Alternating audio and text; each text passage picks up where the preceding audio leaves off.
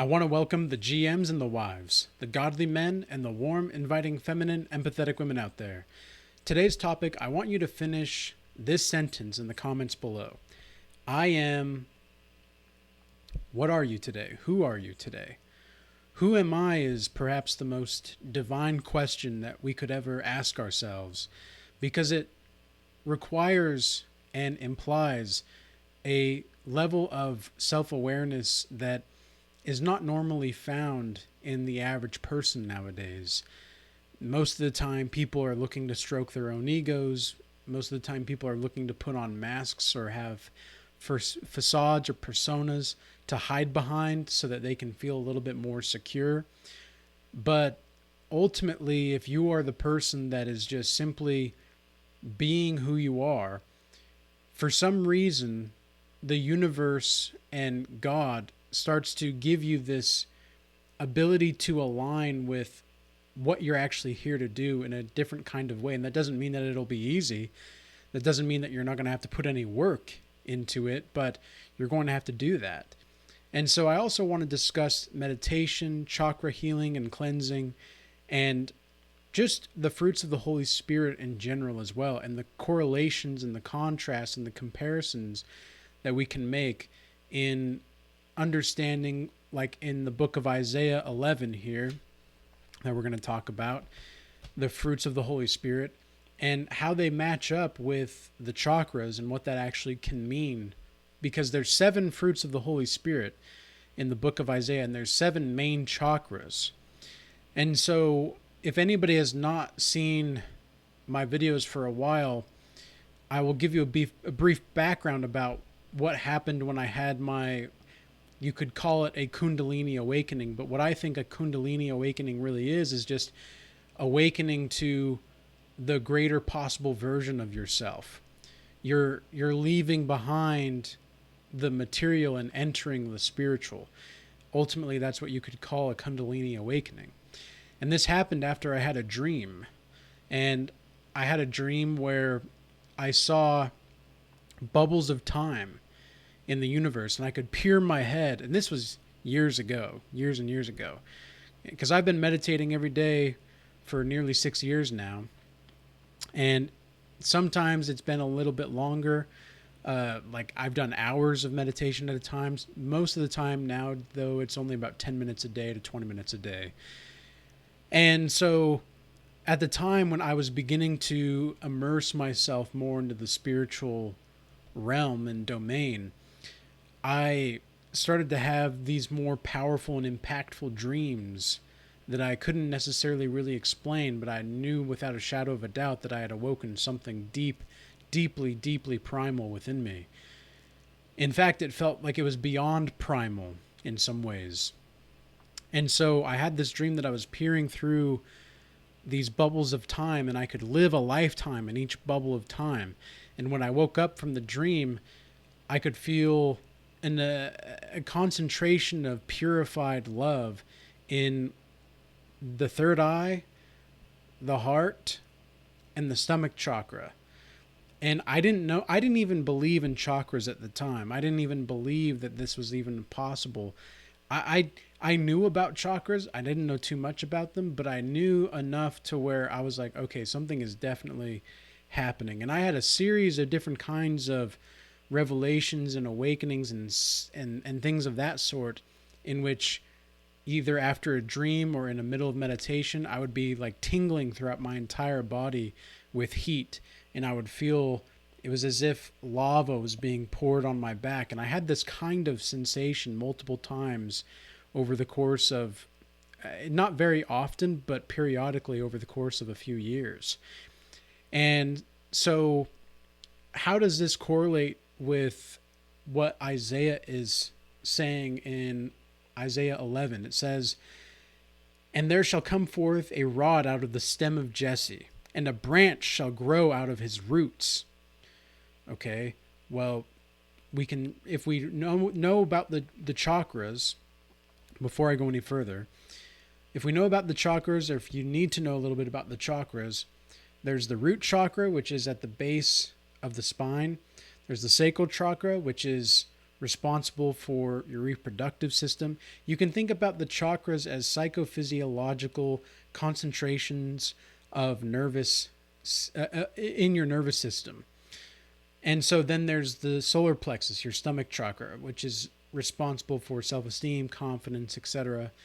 Then there's the heart, which is obviously love and compassion. The throat chakra, which is for truth. Then you have the third eye, which is spiritual vision or ideas or imagination. Then you have the crown chakra, which is ultimately your connection to divinity. You can think about it like that. So, okay, well, now here's what Isaiah has to say about the 7 fruits of the Holy Spirit. And the Spirit of the Lord shall rest upon him, the Spirit of wisdom and understanding, the Spirit of counsel and might, the Spirit of knowledge, and the fear of the Lord. Okay, so within that little bit then, we've got the 7 fruits, ultimately, which are wisdom, understanding, counsel, fortitude, knowledge, piety, and the fear of the Lord. In my estimation, you could say that the fear of the Lord, and this is all speculation right now. I have enough evidence, I think, to find correlation, but I'm not going to say with any kind of any kind of absolute certainty that this is the way that it is. This is merely a perspective that I've seen and that I've applied to my own life that has proven to be beneficial for me. So I'm simply sharing this with you all. But the fear of the Lord can be either the root chakra or the crown chakra, depending on how you look at it. And wisdom can be seen as the third eye. You can see counsel as being either the heart or the stomach chakra. You can also see fortitude as being the heart or the stomach chakra. Piety, I would say, in some sense, could be the throat chakra. And then also you could see how knowledge or piety can also be either the throat or the sacral. And those are simply some kind of correlations that you can see. Okay, well, what does this have to do with cleansing the healing and the healing of the body and cleansing the chakras in general, and how does meditation do that? It starts with exactly what you started with the beginning of this video. I am. I am is perhaps the most powerful thing that you could possibly say, and there's a reason that Moses is told by God to go out in Exodus. It says, I say unto the people of God, I am that I am. Well, it's the I am that I am. We may not know what exactly this is, but we sure as hell know that this exists.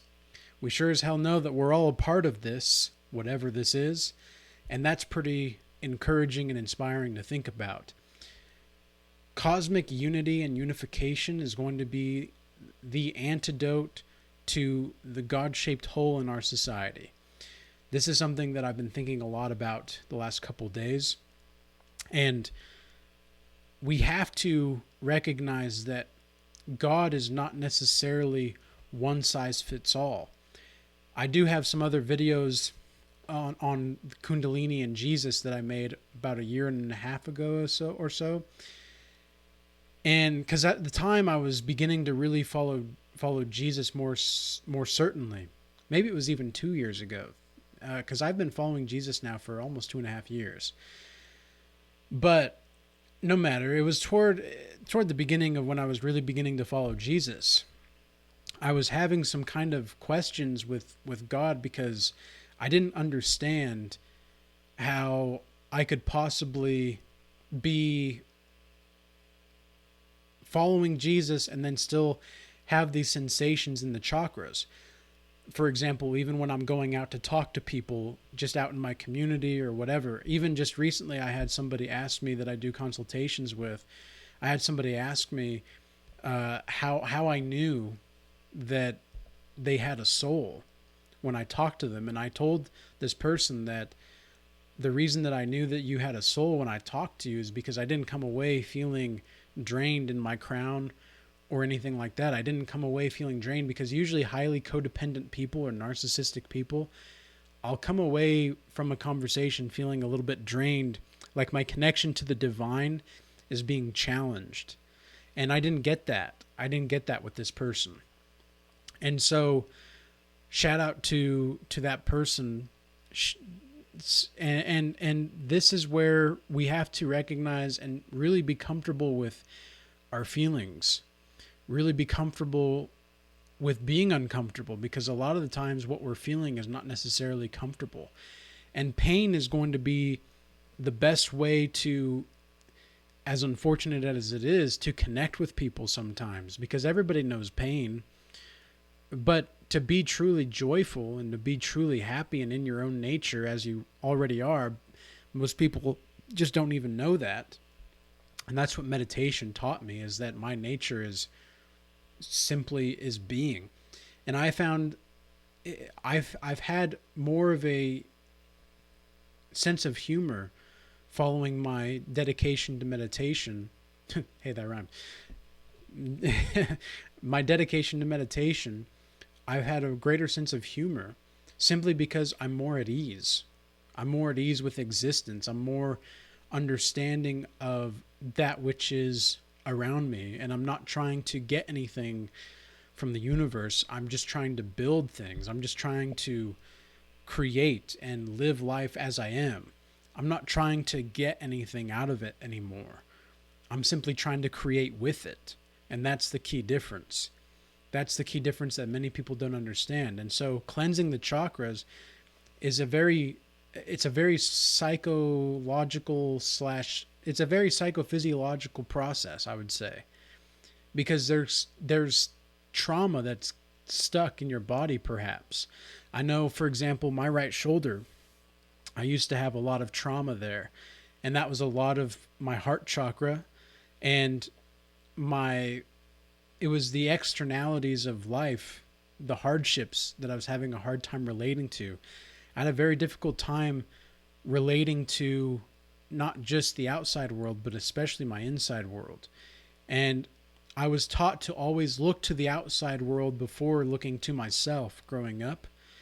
And that made it very challenging for me to see, okay, well, if I'm trying to be a certain way, if I need to stand on my principles in this way, but this person doesn't agree with me, my body would almost go into a fight or flight response because of the trauma in the past. And it took a long time to heal from that. And honestly, the best thing that I ever did was, apart from meditation, was just being in silent darkness and letting my nervous system relax. I had no idea how riled up my whole nervous system was. I would come home from work a few years ago. I would come home from work, or I would just sit there next to my bed in silent darkness. I'd turn out the lights and the blinds, and I'd just sit there for an hour or two, if not more, just laying there, not listening to anything, not watching anything, just being there and really allowing my body to decompress and just allow itself to relax, realizing that I am safe. And there are even times, like, some of the strangest things would happen with my root chakra. And I never had met, still to this day, I've never met anybody that's had the kind of experiences that I've had with my root chakra, where specifically I'll have dreams about healing and going back to my earthly roots, and not necessarily staying on earth, but making sure I'm rooted in the earth so that I can grow to the heavens.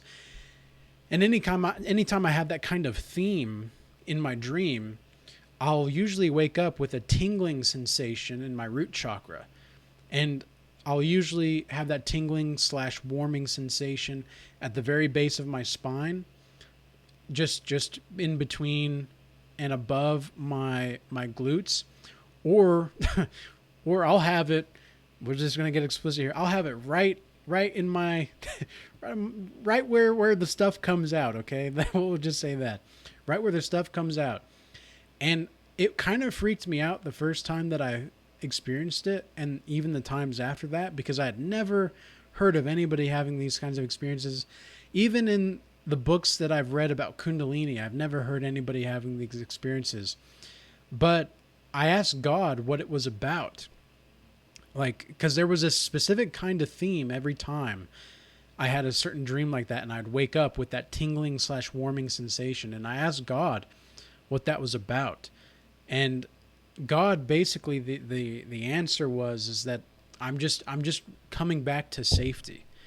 And anybody that has gone through a lot of trauma and PTSD or complex PTSD, which I would not say that I had PTSD, but I would say that I had complex PTSD, where it was more emotional than it was physical. Absolutely 100%. And it was basically God saying that you're just learning how to relax again. You're learning how to stay in your parasympathetic nervous system instead of your sympathetic nervous system. For those that are unaware, the sympathetic nervous system is the fight or flight. The parasympathetic nervous system is the calm, relaxing, digestive state. And that's the state that you want to be in at least 80% of the time. And I've also noticed, I don't know if you guys have noticed this, but people that have their eyes a little bit more relaxed, they're not like wide-eyed or they're not squinting, they're just relaxed. Kobe Bryant is an excellent example. His eyes, he never looked like half asleep. You could just tell that he was very relaxed. Marcus Aurelius, if you look at these images of Marcus Aurelius, you'll see, or not the images, but the sculptures. You'll see that his eyes are very similar. It's almost like they're droopy, but in a very calm way, and they're still alert, but it's in a calm way. If you look at the Egyptians, the ancient Egyptians sculptures, I've got I might as well just show you guys. I've got this Egyptian Book of the Dead here, and in some of the passages here, you'll see how their eyes are also that way. And I think that's a very spiritual thing. I think that's it's a sign that your nervous system is calm. It's a sign that you're actually calm. You're okay. And there, I think, is also a reason why there's this profound attractiveness that comes from being calm.